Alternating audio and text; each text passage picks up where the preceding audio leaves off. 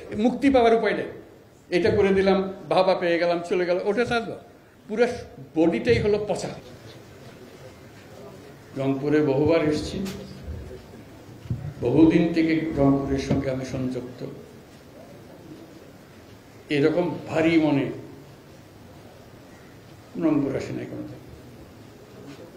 রংপুরের দারিদ্র এবং রংপুরের দুরবস্থা ক্রমাগতভাবে দেখে গেছে। আজকে যে কারণে আসলাম, রংপুরের একটি ছেলে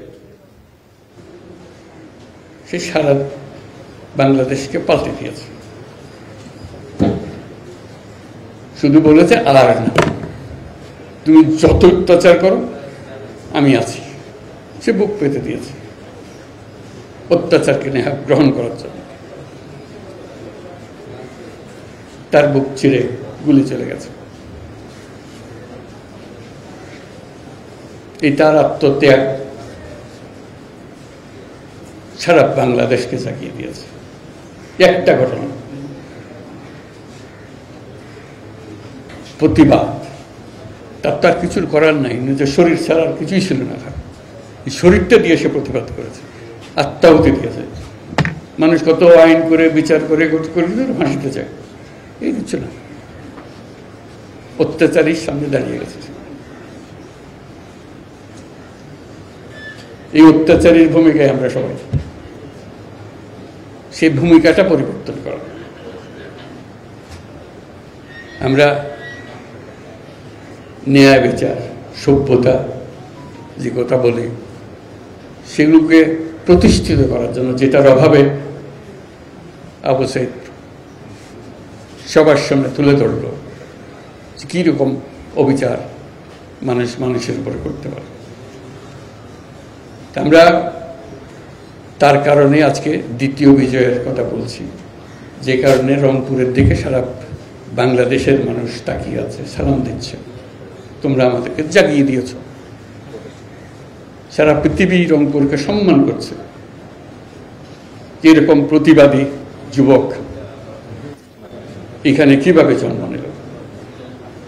আমরা বলছি যে আমরা মহাকাব্য পড়ি, মহাকাব্যের নায়ক নায়িকাদের কাহিনী পড়ি। আবু সাইদ এই মহাকাব্যের নায়ক। সে নিজে রচনা করে দিয়ে গেছে এবং তার কারণে একটা পুরা জাতিকে আবার জাগিয়ে দিয়েছে, দুঃস্বপ্ন থেকে জাগিয়ে দিয়েছে, বর্বরতার থেকে জাগিয়ে দিয়েছে। আমরা একটা বর্বর জাতি হয়ে গেছি, সে সেটা দেখিয়ে গেল কত বর্বর আমরা হতে পারি। আমরা স্বাধীন জাতি বলতেছি, আমরা মুক্ত জাতি বলতেছি, ফাঁকা কথা। আমরা বর্বরতার চূড়ান্তে গিয়ে পড়ছি। এই বর্বরতা থেকে মুক্তি পাওয়ার জন্য কি উপায়, সেটা জানার জন্য রংপুরে এসেছি। আবু সাইদের কাছে গেছি, তার কাছে মাপ চেয়েছি যে তোমাকে এই বর্বরতা থেকে আমরা মুক্তি দিতে পারিনি, ভবিষ্যতে যেন এটা না হয়, এটাই হলো আমাদের বিষয়। আপনারা সংবাদ মাধ্যম, আপনাদের মাধ্যমেই আমরা এটা জানতে পেরেছি, আপনাদের মহান শক্তি। এই শক্তিটাকে প্রয়োগ করে কিভাবে জাতিকে আবার একত্র করা যায়, এক পরিবার বানানো যায়। কেউ কাউকে মারার জন্য নয়, আমরা মারার জন্য দেশ বানাইনি, গড়ার জন্য দেশ বানিয়েছি।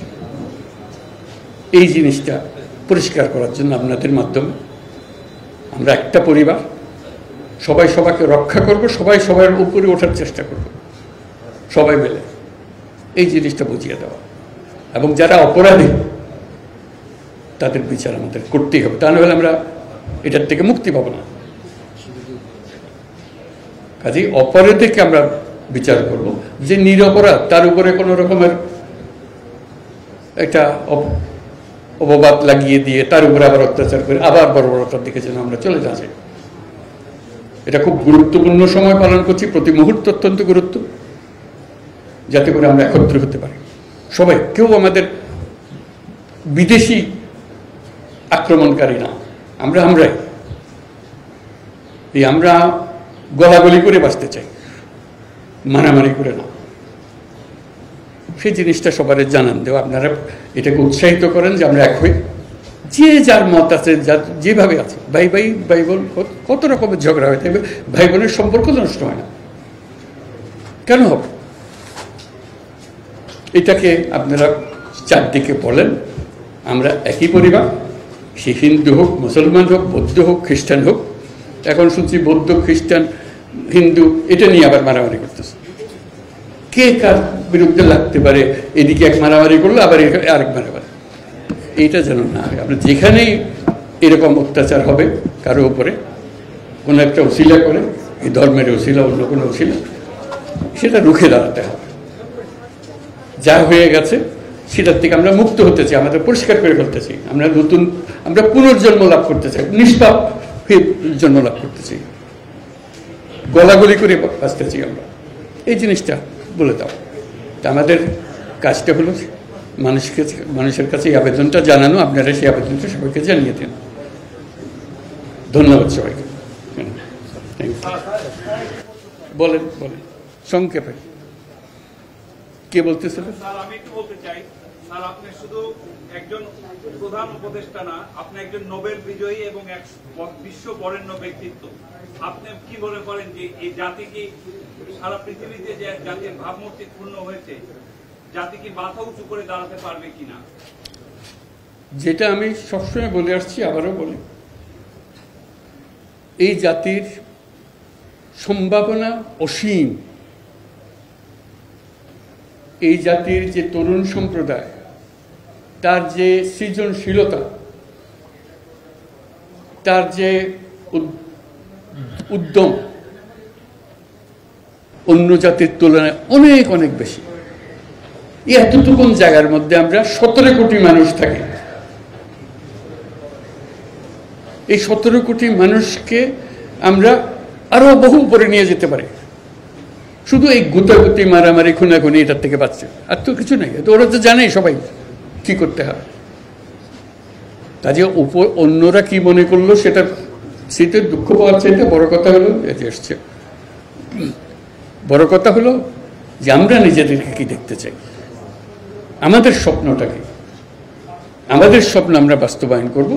এবং আমাদের স্বপ্ন বাস্তব, আমাদের যে স্বপ্ন, আমাদের যে ক্ষমতা, এটা যদি আমরা করি, পৃথিবীর মানুষ এমনি ভাবা দেবে।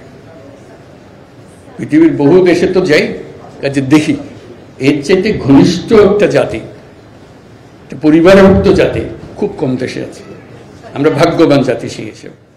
কাজেই আমাদেরকে সেই লক্ষ্যে যেতে হবে। বলুন।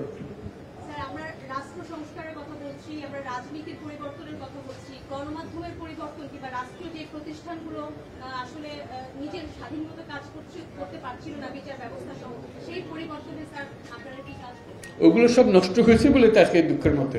কাজে আপনি এটা যদি পরিষ্কার না করেন আর যাবেন কোথায়? আবার বর্বরতার মধ্যে থেকে গেলেন। কাজে এটা পরিষ্কার করতেই হবে, এটার কোনো বিকল্প নেই। আপনি যতভাবেই বলেন, প্রত্যেকটা জিনিস, এটা এই না যে এই জিনিস নষ্ট হয়ে গেছে, ওরকম না, পুরো জিনিসটাই পচে গেছে। এই পচা জায়গাতে আবার নতুন তত্ত্বটা জাতি আবার তৈরি করতে আমরা পারি। শুধু আমাদের সবাই একত্র হতে পারে, এটা করতে হবে, কঠিন হাত করতে হবে। কঠিন যদি না হন এটা পারবে না, ওই থেকে যাবে, মানে বীজ থেকে যাবে, বীজ থাকলে দিব। অবশ্যই অবশ্যই অবশ্যই জানি আমি, আপনি যেরকম জানেন, বুঝছি বুঝছি, বহু একটা সমাধানে হবে না তো। আপনি বলছেন, আমি বুঝছি আপনার একটা অংশ, কিন্তু আরো বিষয় আছে, সব একসঙ্গে নিতে হবে এবং করতে হবে। এটা মুক্তি পাওয়ার উপায় নেই। এটা করে দিলাম, ভাবা পেয়ে গেলাম, চলে গেল, ওটা থাকলো, পুরো বডিটাই হলো পচা। আপনি 78 সালে সেই যুদ্ধগ্রামে আপনি অর্থনীতির টাকা ঘোরানোর জন্য যে পদক্ষেপ নিয়েছিলেন, আপনি সেই অর্থনীতি নিয়ে নোবেল পেয়েছেন। বর্তমানে মুদ্রাস্ফীতির মধ্যে আপনি কি পদক্ষেপ নেবেন? আমি অর্থনীতি পাইনি, আমি শান্তির জন্য পেয়েছি। কাজে ওইটা করতে হবে, যেগুলো বলছেন এগুলো অনেকগুলো বিষয় আছে, একসঙ্গে বসতে হবে, করতে হবে, সব লটর পটর অবস্থার মধ্যে আছে, কোনোটাই শিক্ষতে চলে না। কাজে ওইটাকে ঠিক করা এবং সবাইকে সমর্থন দিতে হবে। আপনারা যদি বলেন যে না এটা পারতেছে না, তাহলে বাদ দাও, তাহলেও শেষ, ওখানে শেষ। সামনে সবচেয়ে বড় চ্যালেঞ্জ কোনটি এক কথায় জানতে চাই। একতা, নিজেদের মধ্যে একতা, এটি বড় চ্যালেঞ্জ। একতা হলে সবকিছু সম্ভব, ঐক্যটা আসে। Last question please. স্যার 3-0 পৃথিবী করতে চেয়েছেন, বুঝছি। 1-0 কর্মসংস্থান, মানে বেকারত্ব 2 করবে কর্মসংস্থান, সেক্ষেত্রে রংপুর কতটা এগিয়ে থাকবে কর্মসংস্থান? সবাই এগিয়ে থাকবে। আমি কর্মসংস্থান সরকার করে দেবো এটার কথা বলতেছি না তো। আমার কথাটা হলো আমরা চাকরি চাই না, আমরা চাকরি প্রার্থী নই, আমরা চাকরির দাতা প্রত্যেকে। কাজে সেই জিনিস এই আয়োজন, এটা আয়োজনের বিষয়। কাজে প্রত্যেকের মধ্যে শক্তি আছে, একজন পারে একজন। এটা পৃথকভাবে এখন আমি তো ডিটেলসের জানি না। রংপুরে যখন আসতাম তখন অনেক কথা জানতাম, বহুবার এসেছি, বহুবার গেছি। কাজে এখন আবার নতুনভাবে দেখতে হবে কোনটার কি অবস্থা। সব কিছু সম্ভব। যন্ত্র যেটা আমরা নিজেদের জন্য তৈরি করেছি এটা পচে গেছে বলে কিছু হচ্ছে না। হলে যন্ত্র যদি ঠিক মতো সব কিছু সমাধান আছে। কাজে এখন আমরা যন্ত্রটা ঠিক করি আগে, হলে কাজ করতে থাকবে। ঘন্টা বাজবে যখন ঘড়ি চলে না। অচল ঘড়ি নিয়ে আপনি কি করবেন? এটা নিয়ে যত কান্নাকাটি করার কিছু করতে পারবেন না তো। কাজে যন্ত্রটা ঠিক করার জন্য এটাই হলো মুহূর্ত। সেখানে আপনাদের ভূমিকা খুব গুরুত্বপূর্ণ। এইটা তো কেউ বলে নাই এখনো। আলাপ হলে তখন দেখা যাবে কতদিনে হলে ভালো হবে, যেটা আপনারা বলেন। এটা থেকে কারো কোনো এমন না যে এটা আমি এক্ষুনি করে দেবেন, বললে করে দেবে, কি আছে। যে করলে ভালো হবে কি ভালো হবে না সেটা আপনারা বিচার করেন আগে, নিজেদের চিন্তা করেন কতদিন হলে ভালো হবে। শেষ প্রশ্ন, এটাই শেষ।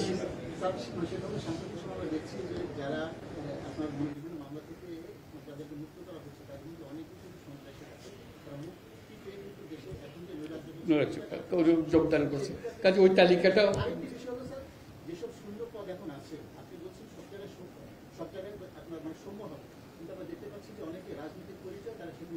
আছে, বহু দোষ আছে তো। এটা একটা আলাদা আলাদা বলার দরকার নাই, এটা সবাই জানে, আপনিও জানেন, আমিও জানি। এখন হলো যে যখন অ্যাকশন নেওয়া শুরু হবে আপনারা সমর্থন করবেন। আপনি যদি এটা করলো ওরে করলো না কেন, তাহলে আবার এইগুলো চক্করে পড়ে গেলাম। এগোতে হবে। রংপুর পিছিয়ে পড়া একটা জেলা, রংপুর বাংলাদেশের 1 নম্বর জেলা হোক, এটাই হল। Thank you.